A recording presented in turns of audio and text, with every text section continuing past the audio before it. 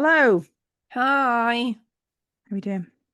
I was trying to remember if I say hello and you say hi, and It's all everything's right. confused nowadays. You I've say just, hello, I say hi. yeah, and then I've just asked how you're doing, and we've not even done the intro yet. So shall we do No, that?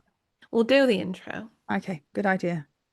Welcome to That'll Be the Tism, episode 29. No, It's all well, right. You can say it that way around. It's fine.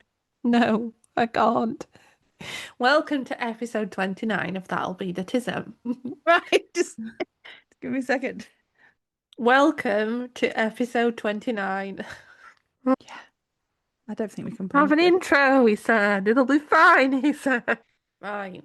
That'll be the tism.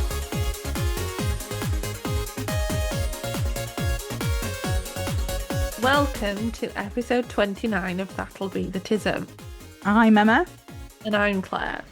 and we are a podcast about our lives as late diagnosed and discovered neurodivergent adults trying to people. And that's fine. We're going to go with it. We're going with Yeah. it. Yeah. What I think we should do is leave all the intros in and then just start the intro music the time we get it right. Yeah. Yeah.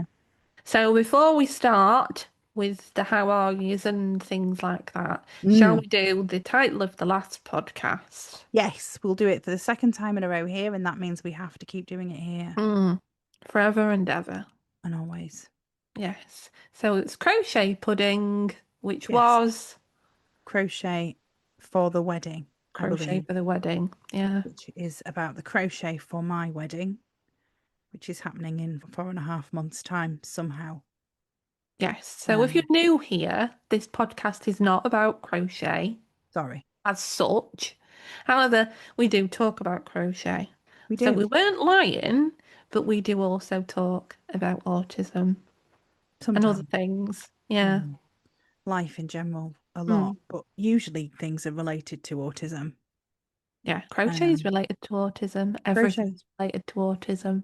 crochet is a very, very useful tool for a lot of autistic people to help us regulate, Yes, it and is. and for ADHDers to help do something with the hands when the brain is trying to focus on something, like television.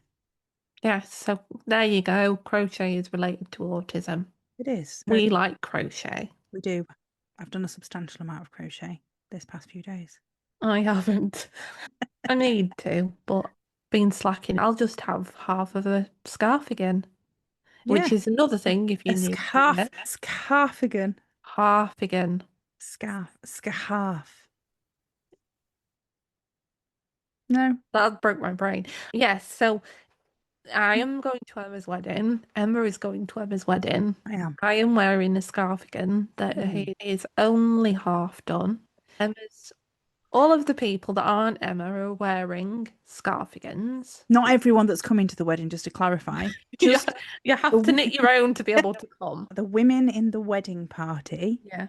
are all wearing scarfigans, and I am crocheting two of them. And then the other four people are either crocheting or knitting their own. And Claire is one of those people, one of the special people. Everyone that comes to my wedding is obviously special, but I have to knit my own clothes. yes, Crochet my own clothes. So that's the tangent, and we're only probably about 2 minutes in. I mean, I will be mentioning crochet again, so I might as well just do that now. I know Yeah, we're completely and totally out of order now, and what even is happening with the world, but right now. So, hyperfocus of the week. Hyperfocus of the week. So, how have you been, Emma? it's just so weird doing things backwards. But anyway, I've been fine. I've been on holiday and I have crocheted lots. So it was half term, and my son's school gets 2 weeks half term in this term, which is unusual, but why be the same as everyone else? And we went to Ireland for a few days. Me and my fiance and my son, we went on a ferry. We had two very long days of travel to go to Belfast to stay with my fiance's auntie. And it was really nice, actually, considering that I came back into this podcast last year and it had been horrific. And we did a spoonless episode because it was so intense, the time away with my son. The comparison between then and now is insane. I think a lot of it is to do with our preparation and our awareness of how what he needs to regulate and what he needs to do to regulate. But we had a really smooth journey in the car. We met some friends on the way. We had a really smooth crossing on the ferry.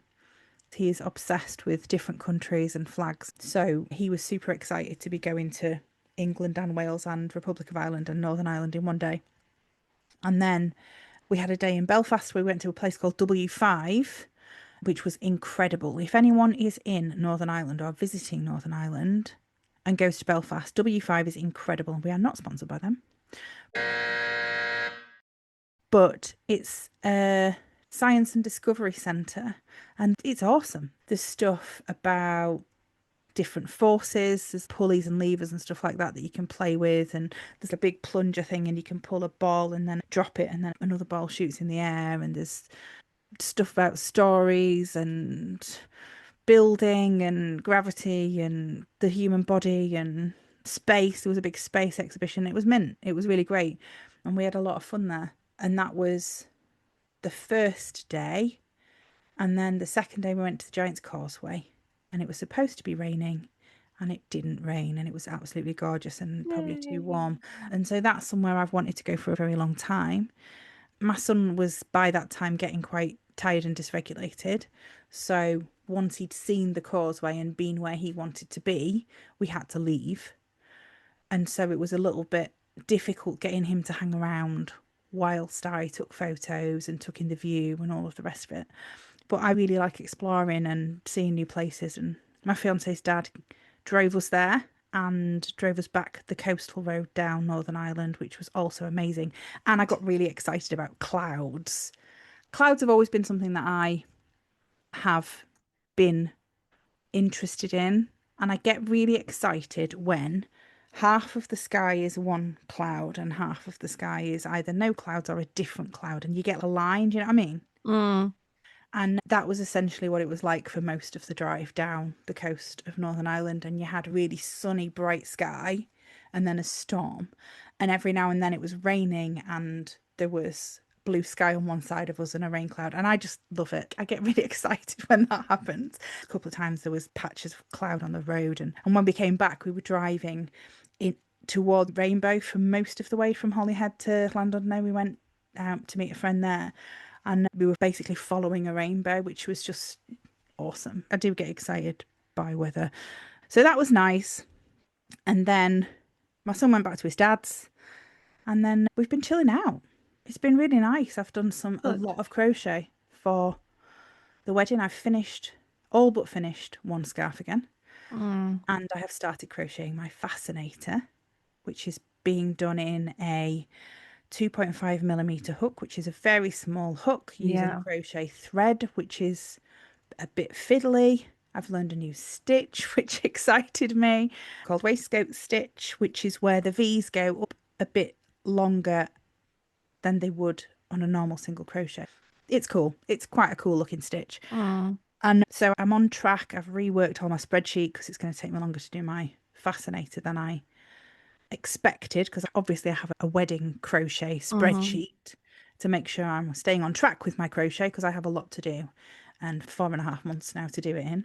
And we've built some Lego and I've completed Final Fantasy 3 on 200%, and we've been binge watching 24, and it's been really nice to know that that we can just do that when we don't have a child here and we have nothing else planned really. I've not been very well. My system basically decided that it had been quite stressed for quite a long time, and as soon as I started relaxing, as often happens, my body went, nope, we need to get this out of your system now. But it didn't really matter because we didn't have anything that could get in the way of, and I've just chilled out. So it's been really nice the past few days, and I'm so relieved after last year to know that we've come so far with my son, that he knows. On the boat back, we were playing Uno most of the way, which was quite cool.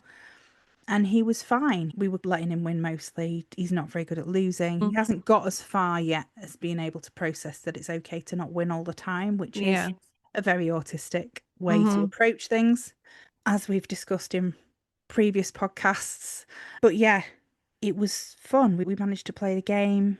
And yeah, it's really nice to not have a drama. I think at the moment, things are pretty relaxed, apart from my book, which is still hanging over my head, but I'm very, very, very close to finishing it and it will be done Yes.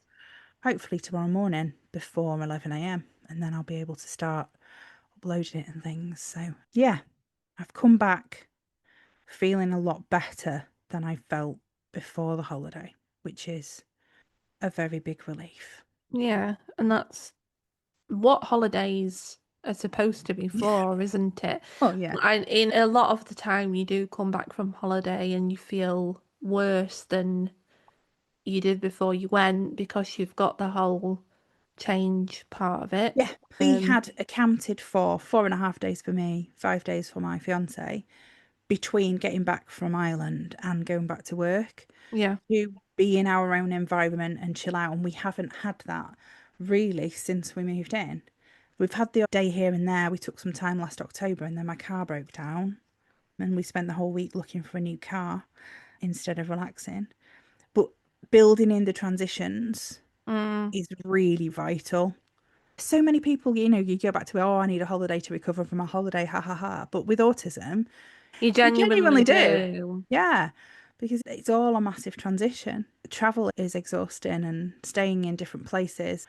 So, To yeah. be able to reset back to Mhm. normal, yeah. It's good. I was just thinking, I don't know if it's something that you would have been able to do this time last year, because I think we've said before, my idea of relaxing is doing nothing and just chilling out and doing bits and bobs, whereas historically, even on your holidays, I think you've filled things Yeah.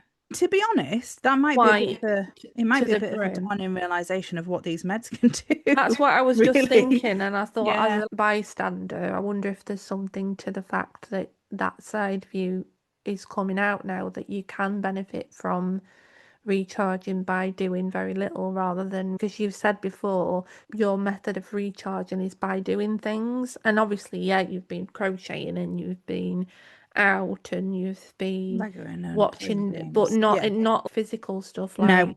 no, I've not been very active at all. And I I've suppose not, part of that's governed by your physical health the last couple of days, but yeah, but even so, there's no, I mean, thinking about it, it would have been very, very difficult for me to close down. And I put an out of office on yeah. for over a week. And I did check my emails every day. And there were a few things coming, but I was really happy with my boundaries. And I've been more boundaried since I came home and was doing nothing than I Mm-hmm. was when I was in Ireland. So that says a lot to me about my ability to not keep going and keep going. Mm-hmm. And I feel like I've been productive enough from doing the things that I've done, which is a really good step forward and a testament. There's so many things that I've done recently that I've realised, like my tomatoes. Mm-hmm. I know we've spoken about my tomato plants and my garden before on the podcast, but given that I'm talking about ADHD meds a little bit, I've wanted to grow tomatoes of my own since I left home. And that's 23 years ago somehow. Oh my God.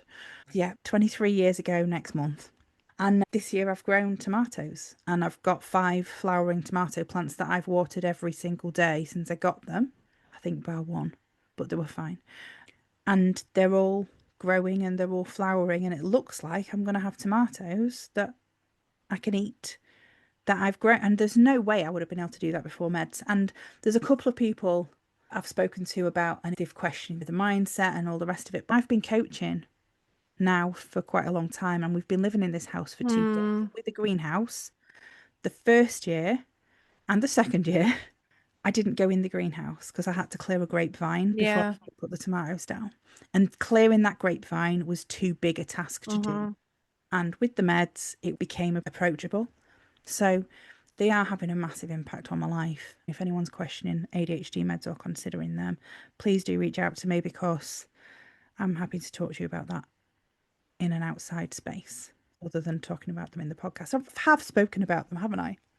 And the change. Yeah, because But I think it's important too, because as far as we're aware, my autism is ready salted, as we call it, and there's no, it's not salt and vinegar. So ADHD is the Whereas salt and yours vinegar, is it? is, and I think to me, if I was listening to this, it's interesting to see the difference between Mm. autism and ADHD, and I think you're seeing some more of the autistic side of things now. Oh, I definitely do. The autism is rife. The need for things to be just so, but being able to Yeah. make them just so without Mm, having the frustration where you're like, I would like to be able to sit and do this, but I know I'm not going to be able to because I'll get. I mean, we sat for 4 hours yesterday and built the gates for the Jurassic Park Lego. I'd been sat doing Lego happily for all that time, and I don't think that would have happened before. And I could have carried on if we weren't watching the racing and we didn't finish it. So, yeah, there's a lot of things that I'm benefiting from. But that's my fortnight. It was a bit rambly, but we don't need to talk about being at work part that happened before then. no, I was just about to say when it comes round to my turn, I can't remember what I've been doing in the past 3 weeks, so I've We've only had a got a heat couple of wave things. as well. We've had a heat wave. Yes, I think that week was just horrendous. I was absolutely no use that week whatsoever. It was bad. It I was did really what I bad. needed to do, but I regretted my life for It the was awful. entire And we did do time. some talking about heat wave stuff last year, didn't we? We did. It makes me panic about summer, really, to be honest. I am quite anxious about the summer and the heat and the temperature. Well, I was that grumpy with it all that my husband had some vouchers for Amazon and he's ended up buying an air conditioning unit. Oh, So I brilliant. half won another heat wave. Just, I mean, So we you we can got test it it. just, yeah, we got it just as it was coming towards the end of it. So we only used it for one night and it had dropped our bedroom down by about 10 degrees by the time we went to bed. Amazing. It's a portable one, so we can fetch it downstairs. Awesome. But we've been talking about it for years, and my husband's always said that he'd like to have it installed at some point if we ever could afford it. And then we were talking about it last time, and he was like, "Oh, I've got these vouchers from work that I don't know what to spend them on." So his work have basically bought us an air conditioning unit, so that's Awesome. wonderful. Well, that's exciting. Yeah, so that's happened. Yeah. But that entire week was a complete write-off. I just hated everything about the world. You just can't think, you can't do anything really. Everything is hard. And you know, the other thing is, it's routine as well, isn't it? Because in a normal situation, you'd get up in the morning, you'd make yourself a hot drink or something, especially in winter. You'll have a sit on the sofa, you'll have a bit of a chill, and you just can't avoid it. I don't tend to want to eat when it's that warm because everything just sounds not nice. I don't want to put the oven on. No, I mean, I did You a can't post on sleep. socials Yeah, about yeah, with yeah. me hugging my fan about how it is a genuine problem Mm-hmm. with neurodivergence, especially autism, because of all the sensory stuff, because the air feels different and food tastes different and clothes feel different and our bodies feel different because they're adjusting badly to the temperature and the humidity and Mm-hmm. because of all of the things feeling different and you genuinely have to make more effort to move through the air because of how thick it is sometimes. Everything is hard and it's really important to be able to go easy on ourselves Mm. when we have a heat wave and we have that to cope with. But I mean, did you go easy on yourself? Yes, for that week I did anyway. I don't think I've ever been more glad to have gone self-employed Yeah. than I was that week Yes. because you can work it around. I knew it was going to be a cooler day towards the end of the week, so that was when the majority of the work that I needed to do got done, Yes. and it seemed to be the case for everybody really. Yes. I can't really think of what else that I've been doing aside from I have had a couple of hyperfocuses. The first one has been all of the random weeds and plants that have started growing on the lawn Oh. because I've been scared that Bernie was gonna, if you knew here, Bernie is my dog and she is my furry child. Being scared that she would eat them and that she'd get poisoned and searching the images of things that were in the garden and going down rabbit holes because there's a lot of things that are toxic to dogs Mm. and getting stuck on that. Because the weeds, they're all over the place. And I know about the different weeds now. There's one Yeah. called sow thistle, Yeah, a we have little, them. and then there's something called ragwort is Yes, I know what one that on there. is. That's Yeah, really bad.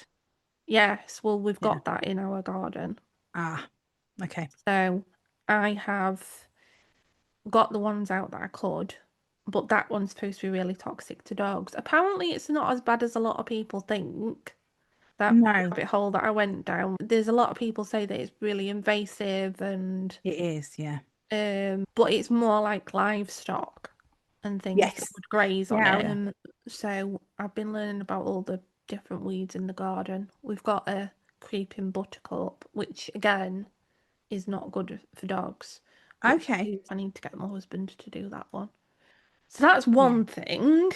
And then the other thing is bats, which I mentioned in the last podcast that I just had this random thought because ever since we moved into this house 7 years ago, just after dusk, we have something flying past our window. And I've thought that's really fast. And could it be birds? And obviously, we found out last time that birds can fly when the brains are half asleep. But we suspected that it was bat.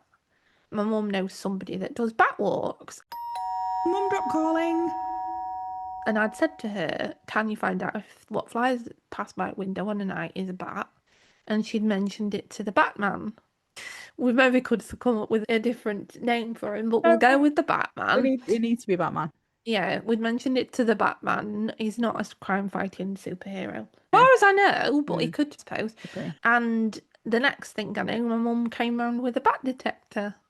Because apparently there's 18 species of bats in the UK. That's I cool. now know. And you can tell from the signal, the The echolocation, bat signal. the bat signal, you can tell to an extent. Some of them you can only hear on higher frequencies or lower frequencies, but the majority of them are in between 40 and 50, I think. So that's how we'd set it.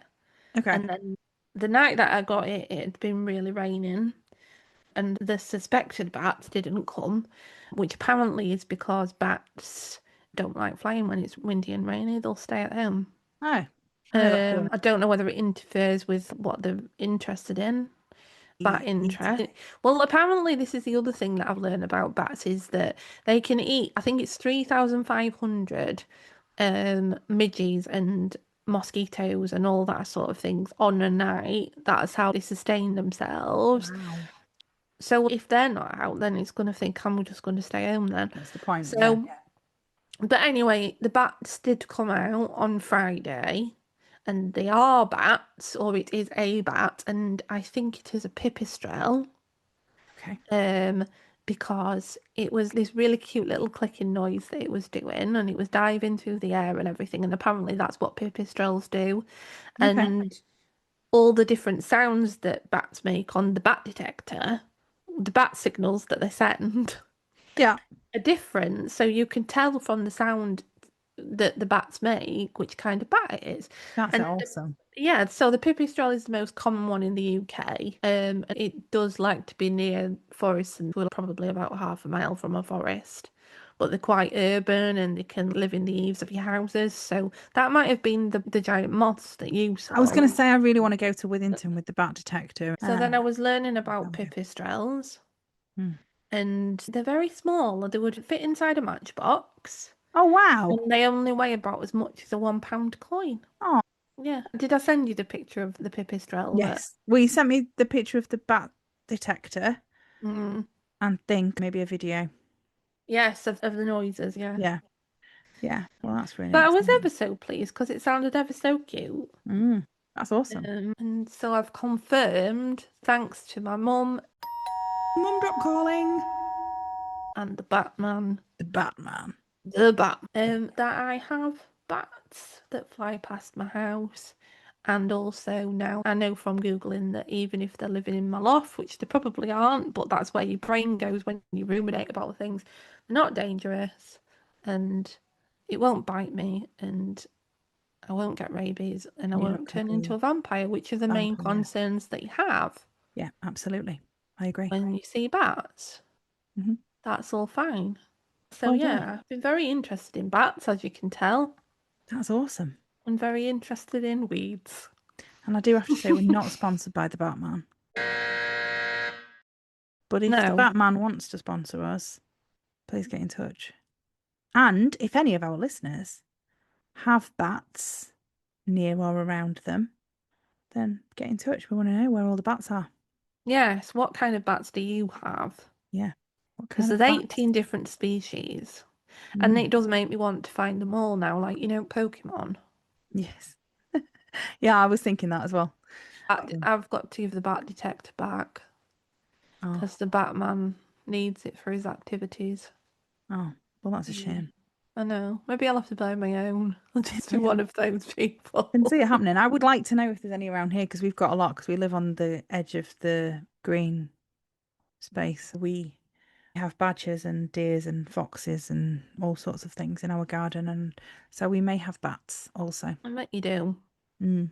Apparently, pipistrelles, if you've got them, you can sort of see them just after dusk, so within 20 minutes of dusk, because obviously that's presumably when all the midges and gnats and things come out. But sometimes near light sources like lamps and things, because obviously that's where the midges and mosquitoes and things are drawn towards. Oh well, that's cool. So they're saving me as well from being eaten by mosquitoes. So thank you. Cool. Yeah. Yeah. Good.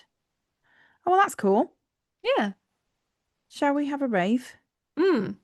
Okay. I've even loaded it up ready. Who even am I? So we don't That'll have be to the go on Tism. we don't have to go on a tangent now this time about hold music. So, That was well received. it was one of our best tangents. I think I enjoyed Yeah. the hold music tangent of episode 28. So if you haven't listened to that, go listen to that. Yeah. But for now, are you ready? Yes.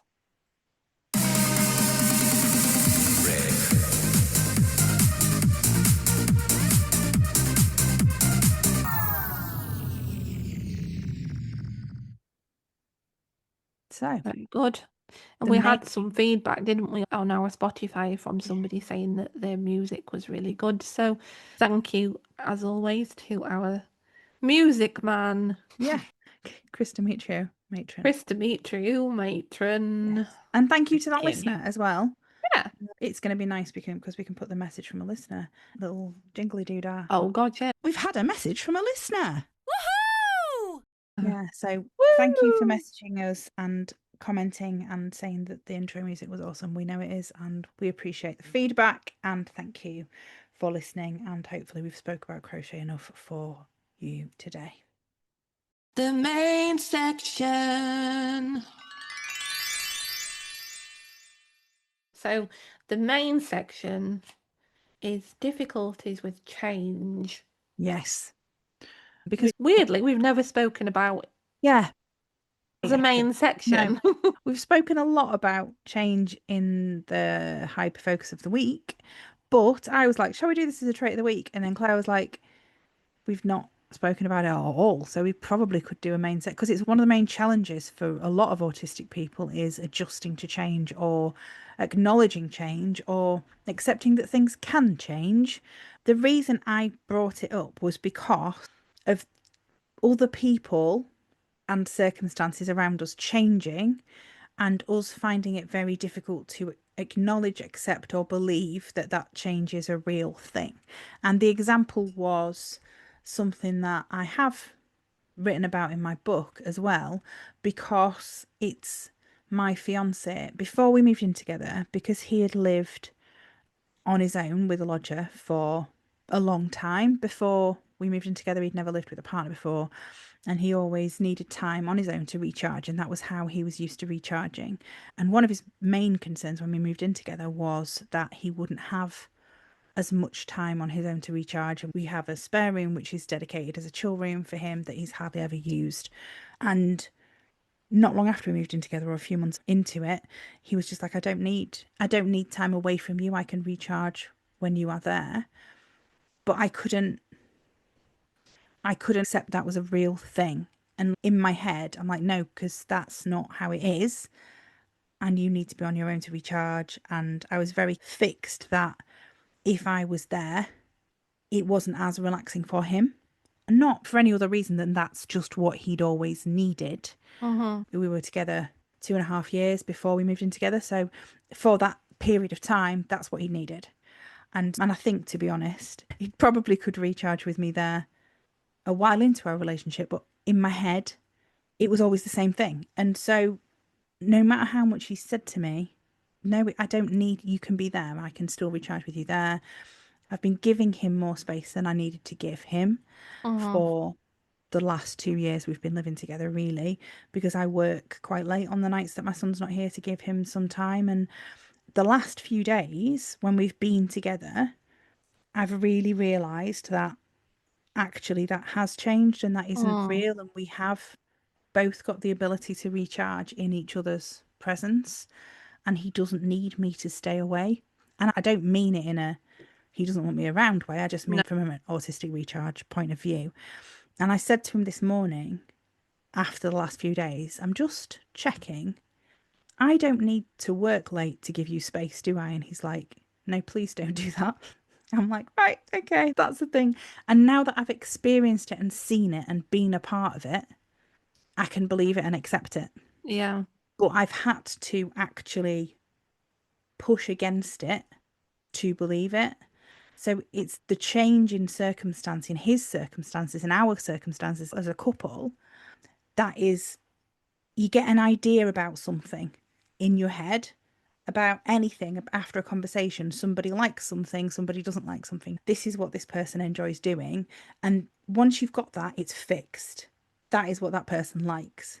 And over time, obviously, people change and interests change and needs change. And unless that's explicitly proven, we're still often stuck with that first impression that we had and that first conversation that we had.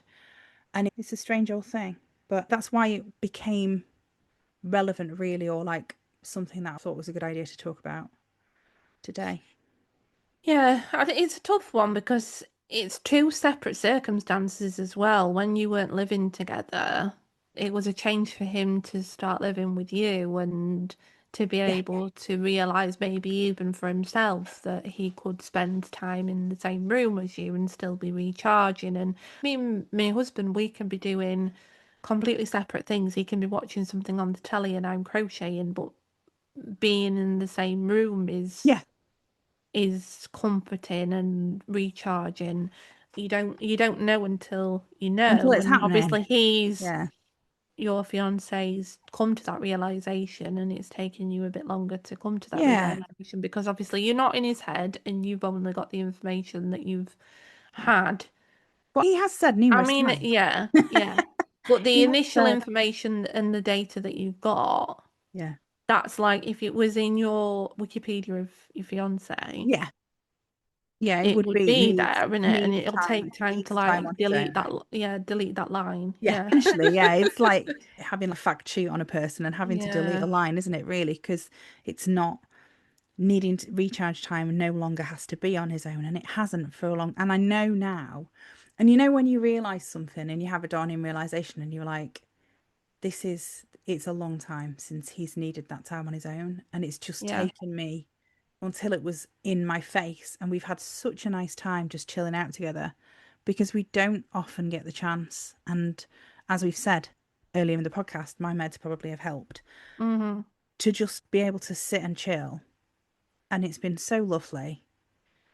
That was the initial reason why you'd said about talking about it, wasn't it? And then we realised that although we've briefly spoken about difficulties with change, it's never been a main section. And obviously, it's been a big thing for me recently with my career change that I've been really dysregulated, really, because I've gone from having to be up and at a desk for 9:30 every morning to I don't necessarily need to be doing that. I could work in the afternoon if I wanted to. I could match my energy. I could be working at 7 o'clock if at night if that's what suits me better. And being in charge of myself and my week and my routine rather than having the structure that someone else has provided for me. That's been really difficult to come to terms with because you do have that routine where you get up in the morning and you always have a drink from the same mug, and then you go upstairs and you have the same meeting week in, week out, you have the same work week in, week out. And obviously, that's not been the case for me for 3 months now because that's not what working for yourself is like. There can be change and that can be difficult, and it's been realizing where you can find the structure and you can find the stability to be able to cope with the things that do change. Yeah. But it's like anything, isn't it? I mean, with the changing routines it's the same when I first trained as a coach and I was health coaching, helping people understand that meal times can be whenever you need them to be. They don't have to be what society tells us they are. And learning to create your own routine that works for you. What you're saying with the work hours, where you can work at 7 p.m. if you want to Yeah. work then, and that's best for you. It's knowing that it's okay to step outside the norm of what works Yeah, it's and giving yourself the permission. yeah, to make the changes and the reassurance that it's safe to make the changes, because safety is a huge part for anyone, but for autistic people specifically. And making changes is scary for everyone, but for autistic people it's worse because we struggle to move between one routine to another routine, or one situation to another situation, and you have a transition period, and that is a hard, exhausting time like that you've just been through with your work. And to give yourself the constant reassurance that it is okay and that it is going to be okay is, and when you're in that transition, it's hard to imagine a time where you've processed the change and come through the other side and everything's easier It's as the a bigger result. picture side of things, isn't it? You see the minute detail of every day and you think it's always going to be like this because you can't envision a time that your new routine is going to feel like the right one. Yes. And the only way that the new routine or a change does become something that you can accept is by Going through it. that being the thing Yeah. that you repeat. Yeah. But yeah, it's just applicable to so many things, isn't it? And I think it's definitely one of the things that I struggle with the most. Because I was having a conversation with one of my friends the other week and I was just thinking about it because they've had some health issues and they're not used to that. And then it's been a struggle for them. And part of the reason for that is going to be because The change. your usual routine and your usual ways of regulating and filling your time are not available to you. Yeah. And during And that it's a whole change recovery to, time, you feel yeah, like it'll never be any different because you're in recovery, and it's when you're ill, it's like even just having a cold. yeah, Because when you you could, have a cold, it feels like this is it now. And that mm, sounds dramatic. But it that is how it does. feels. It feels like, oh no, I'm gonna have this now and it's gonna happen for and when I've got that meeting in a month, and what am I gonna do with, and it's like, no, that's, it will have got, but past the current situation. It's like I was ill at the weekend, being poorly on a night, and it's like, oh no, this is it now. I've got to go back to eating white rice and chicken for the rest of my life. I'm growing tomatoes and I'm not even going to be able to eat them, because when you're in that moment, it's like, this is it now, forever. And it's difficult to remind yourself that it's a transition, or it's an illness, or it's temporary. It's like the whole this too will pass thing.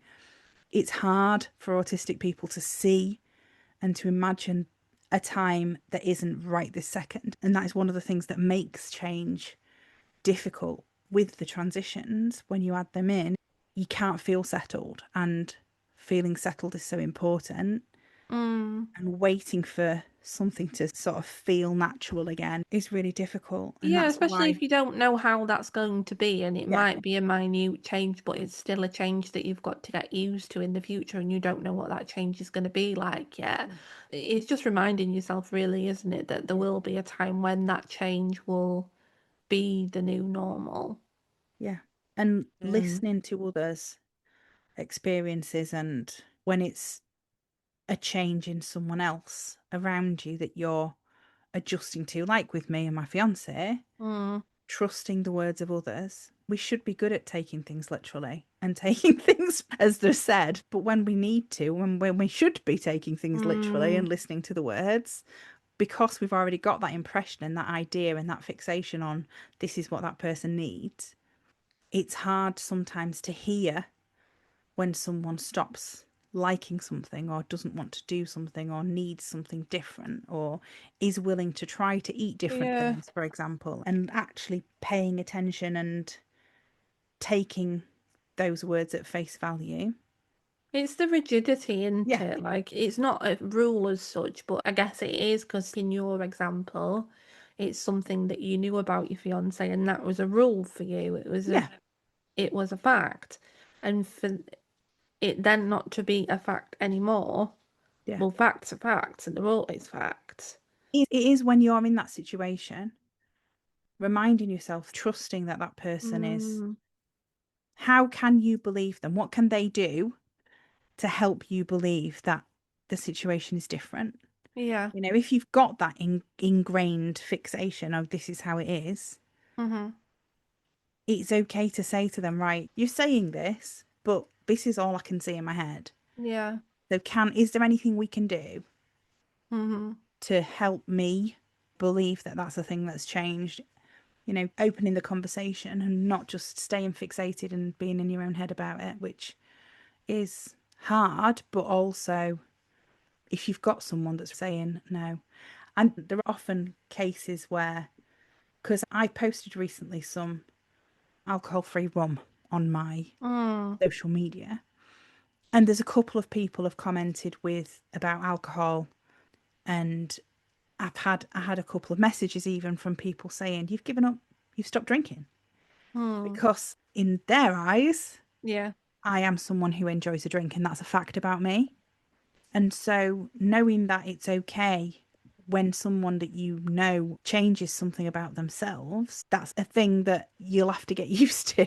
Yeah. And it doesn't change them as a person. It's just something different that they're doing now. You know, I've given up drinking for many reasons, but yeah, it was a big part of who I used to be, and it doesn't need to be anymore. And I'm more open about not drinking, and that is difficult for other people sometimes when someone that you know changes, and taking it to another level. We're going to be here all bleeding night if I'm not careful, but taking it to a whole other level is the finding out about neurodivergence, and being a neurodivergent person as opposed to a neurotypical person is a change for us when you find out about that being a thing, and also a change for the people around you Yeah. when you're like, oh no, I'm autistic or I'm ADHD or ADHD, and someone is like, but that doesn't fit with the image. And with autism, accepting a diagnosis can, one of the reasons it can be difficult is accepting that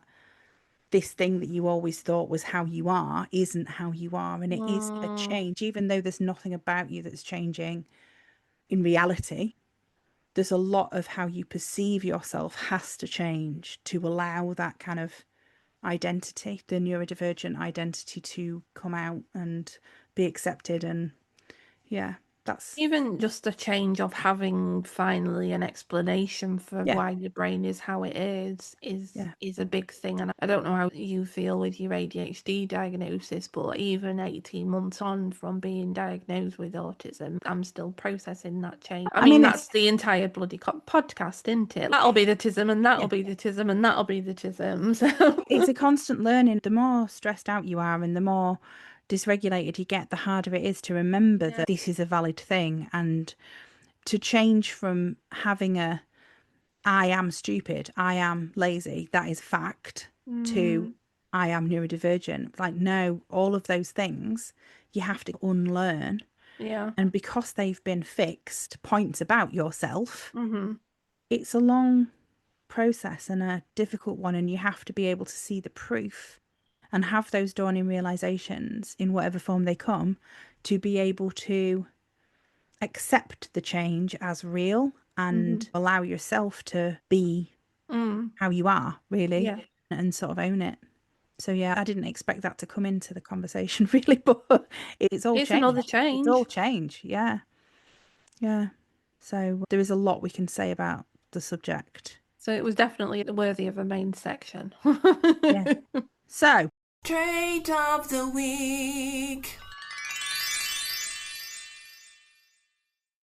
Filtering sounds, yes. or not being able to filter sounds. Mm. And we were trying to think of one to talk about, and it is quite relevant, I think, this one to my past couple of weeks, because I was talking to you about something on WhatsApp. Might have been VAT. And I was stressing out about that. And my husband came in and he commented on something on the television. And my brain, because I was concentrating on you, I'd heard that he was speaking, Hmm. but I'd not processed what he was saying. Yeah. So I just ignored him, really. To him, I'd ignored him. And it turned into being such a bigger thing than it could have been, because I'd obviously upset him by not listening to him. Hmm. But it was me trying to explain that it's not always sounds, it's filtering stimuli, really, isn't it? Yeah. That because my brain was focused on something else, like I'll do it Hmm. a lot with social media. I'll be scrolling on my phone and I've no idea what the television's saying. Hmm. I was trying to say it's almost like two different information streams, and yours is in the queue. Yeah. Your query is in the queue waiting. If I could play hold music for you, I would. But I was already dealing with something else, and it's hard when your brain doesn't work like that to not see it as being ignorant. Yeah. But it happens a lot, like I think I said the other week at my niece's party. Being in a club and either not being able to hear the people talking or being able to hear the music. The amount of times that I've been out with people and they were like, oh, this song's on. And I'm like, I genuinely can't hear the song because if I try and listen to the song, I won't be able to hear what anyone else is saying. And there's too much conversation going on around us. And so my brain just won't let the music in because there's no space Yeah. with all of the other noise. And it's something that I've always struggled with. It's something that I hadn't put into that context until I was trying to process it myself and trying to explain with my husband why I wasn't being ignorant, even though it seemed like I was. Yeah. Because I was trying to understand what you were saying to me, and yeah, that wasn't a sound, but his sound was, and the TV was on as well, and it was something really innocuous, like he'll just make these little comments, but it was still something that he was saying to me that I just not.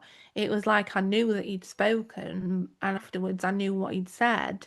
But But yeah, at the able to. time, I didn't, because it just wasn't being processed. Yeah, it's a delayed processing thing as well, isn't it? Sometimes for when Mm, someone says something and you have to wait. It's the whole saying pardon, and then by the time you finish saying pardon, you've heard what they've said and yeah, being able to answer the question straight yeah, away. yeah, When you're already focusing on something, it's hard to be at a place where you can say, just hold on a minute. I'm not ignoring you. I just need to focus on this. It's hard because you have to then take away your attention from the thing you're focusing on, which means yeah. that you then have to come back to that. And it's difficult. I can't really, if I'm watching something that I want to watch, I can do crochet or there's a few mindless games, but anything that involves letters or numbers, I can't play and watch TV because I won't hear Mm, the telly and be able to play that game. It has to be just pictures and colours. And I have to, if I'm counting for my crochet, I have to pick a moment that isn't, I have to really focus to be able to yeah. count the number of stitches and listen to the TV at the same time because it's not possible. It is that having one stimuli at a time, which is very tricky to manage with ADHD because we often need multiple, like my fidget toys, for example. Mm, To be able to focus, I have to be doing something with my hands. And so you have to find the things that to do with your hands that aren't then taking away from the focus on the thing, finding a balance, mm. whether it's sounds or a different form of stimuli, as you said. Yeah, so maybe this isn't just filtering sounds, it's filtering Stimuli. stimuli and processing stimuli, which is a trait of autism and Yes. a really fun one. It can seem really rude. And even actually talking about it, I'd never considered because often I get frustrated at my fiance for not listening. And it's the same. And I mean, the amount of time that I've coached people about this and them through it, and it's just now talking to you about it that I've thought, That'll be the tism. this isn't a thing. This isn't a prioritization thing. It's a processing thing. There's a different. It's hard not to take it personally, though, as the other Yeah, person, isn't it? Especially if both of you are yeah. neurodivergent There's a and whole you've load of got RSD RSD. Yeah, yeah, going on. yeah. You've got RSD at play, and you think, well, they're just not listening to me and they don't value my opinion. What's the My point of even husband saying was like, anything? how do I know when you're going to pay attention to me? I'm just like, you don't. Well, it's quite easy to ask, though, isn't it? But I've said to him, if it's important or something, or you repeat yourself, or just go, this is important. Yeah. Yeah. I mean, I'll say to my fiance, if I want his attention, I'll say, just let me know when you finish what you're doing. And oftentimes he's like, I'm fine. And then I can just, but there are some times where he says, okay, and then forgets. And 5 minutes later, he's like, oh, yeah, I'm waiting for you now. And then we're both just sat waiting for each other to be free. It's great. And when you're trying to do a crossword together on a night, it's brilliant. But yeah, it's like saying, oh, just let me know when you're free, or is it a good time for me to say X? But if it's just passing comment on something, there's a matter of just accepting that maybe it hasn't gone in. It might go in at some point, and laughing about it and knowing that it's not personal. It's hard. I do get Oh, it yeah, from others' absolutely. perspective. Like, you never know when that's going to be the case, that it's not going in. No. And this is what I was trying to say as well. It can be different at different times. Like, if I'm not overstimulated, or if I'm not stressed, or if I've got all of the spoons, my capacity to process is going to be different at different times. And then it just sounds like you're making it up, doesn't it? But the more and more you think about it, the more you're like, yeah, I'm definitely autistic. That's definitely a thing that I am. This is probably a thing for another time, but my husband was like, but I don't know that, because you've learned that about yourself and you've learned that about autism, but I don't know everything about being neurodivergent. Yeah. And now you've explained it to me, and it took a good hour, I think, to get to a point where I'd explained it in a way that he went, oh God, yeah, no, I get you now. And whether it was just that he wanted me to stop, because obviously last episode, not knowing when to stop, I don't know. But you do sometimes forget that that you're learning, but they're not that necessarily you're learning. learning, but also somebody that's known you for 20 years. Or my mum says sometimes she'll listen to the podcast. She'll be pleased because she's got 2 mum jobs this time. Mum drop calling. Has your mum got a mum drop this time? Hello, Emma's mum. How are you? Mum drop calling. All of the mums. Thanks for listening. We appreciate you. My mum will say sometimes, oh, I've listened to that and it's helped me to understand better, because I'll talk about it with you, but sometimes it's not a piece of information that you think to share or that you think they'll be bothered by. But I know that my mum understands my brain a lot better from listening to the podcast, which is always nice. Yes, it is always nice. Yeah. And I understand my brain a lot better from doing the podcast as well, which was the entire reason why we did this. It is working well, I think. Yeah. So that is trait of the week. Yeah, and then now it We're is going to talk about time. a random factoid. Yes. And now for this week's random factoid,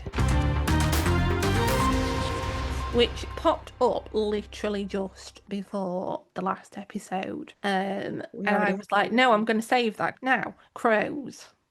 Okay, I just need to point out to the listeners of the podcast, I have not been allowed to look this up or know anything about it until just now. No, I think I told you it was about crows because I was trying to remember what it was and quote it properly, because obviously that's important. I'd forgotten. Oh, good. So it is about crows. And now the thing about crows is that crows can hold grudges. Right. I mean, that makes sense. Yeah, for up to 17 years. Okay, yeah, that makes sense. And they can also pass those grudges on to other crows that have never met the person. No. Really? Yeah, I don't know the ins and outs of how they do it. This was on the LinkedIn post that I can't find. But they did a study and they would wear a mask. What a job, what a life. And it was a Dick Cheney mask, I think, was one of the one. When they were wearing this mask, they were nice to the crows and they were feeding them and they weren't scaring them and things. And the crows remembered and the crows liked them. And when they were wearing a different mask, if they were mean to the crows would remember it. And the next time the crows would show their dismay at that person returning. I found the BBC article. Yeah. Scientists wore Dick Cheney masks and were mobbed by crows, and here's why. The crows would remember, the initial crows would remember the face, but then crows, years later, that weren't even alive when the experiment happened, would also remember the Dick Cheney mask and be offended by it. That's really interesting.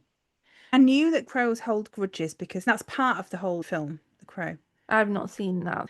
It's about when someone dies and there's a grudge. The crow carries the soul of the dead to the other side, but if a soul is burdened by pain, the crow can resurrect them to right a terrible wrong. It's about something that's happened to them, bad that's happened to them that needs righting. So it's related to grudges. So it But doesn't was the surprise crow, me. maybe that's just incidental? Because the crow would have come out before Dick Cheney was. No, but I imagine that there might have been. It was anecdotal and then they've It might proved have been it. anecdotal and now it's been actually researched. But yeah, The Crow is one of my favourite films. Notoriously, the lead actor died on set. Oh, didn't know that. Yeah, But I quite like that they can remember human faces for years that's really and cool. react negatively to people they associate with danger. I'm really interested in how they pass it on. Social learning. Oh, so it's just the other crows see the crow, It's not like crow somebody. folklore, innit? Ah, yeah.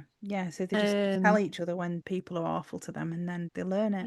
Yeah, Makes sense. social learning, and it passes on generations as young crows learn from older ones. Oh, And I that's just nice. love the idea that crows are just saying, "Don't talk to her, she's a cow." Just start bitching about people. I don't go near her. Yeah. No, that's dangerous. Yeah. Just. The crows are autistic because autistic people hold grudges and all, don't they? Well, it's change, isn't it? It's resistant to. I just remember to things. accept. That's not necessarily a grudge, but if people have wronged you, I will probably give people a chance. I'm not as extreme as a crow, but you don't get many chances, and then I'll always remember. Yeah. I'll always remember, and I'll always silently not like you very much. Unless you come to me and you're nice, and then I'll probably forgive you. But yes, that's interesting. And you knew part of it. I didn't know part of it. I just. You know I'm that not crows, surprised by. you're that. not surprised by the crow behaviour. But it's not mentioned anywhere. It's just a parallel, according to the internet. It's just a parallel science thing. It's just a coincidence. What, the grudge, crow Yeah. had grudges in the crow and the crows actually do have grudges? Yeah, they help. They help exact revenge. Maybe the crows watched the crow. Maybe. Then they learned. Yeah. Yeah. They learned how to have grudges from the film The Crow. Yeah. So we probably should leave it there. So we are going to try this whole talking about ourselves at the end thing. Yes. When we're telling people to contact us, because if you want to message us on any of our social media, you can find our social media at linktr.ee/that'll be the tism. Yes. You can rate us and like us. That would be very much appreciated to help us get in front of more people and to help us know that you like us, because validation is important. Yes, and comment and things. Yeah. And if you want to email us with any questions or anything that you want us to talk about on the podcast, please email us at that'llbethetism@gmail.com. Yes. And also, if you want to find me as a neurodivergent coach, if you want some coaching, or if you have any questions, or if you want to watch any of my webinars about how to accept your own neurodivergence, you can find me at navigatingneurodivergence.co.uk. There's a contact form on there, and I have a link tree as well, which is at Emma Sales Coaching. And I am coaching on all of the places if anyone wants to find me. We can start putting a link in the show notes, can't we, actually? Yeah. And then where can we find you, Claire? I am a virtual assistant for primarily neurodivergent small business owners, and my business name is Take Care of It, which our link tree is all of the link tree stuff that I can't say, and then Take Care of It, and that is where I also am on all of the social medias. Marvellous. Yeah. And I will be in the downstairs should you wish to click my link. I won't physically be in the downstairs of this podcast. Great. You'll be in the downstairs. Show notes. Mm-hmm. Yeah. So, good. So yeah, thank you very much for listening. Yes, thanks. And we will be back in 2 weeks. We'll catch you then. Yes, bye. I mean, Bye. bye. That'll be the tism.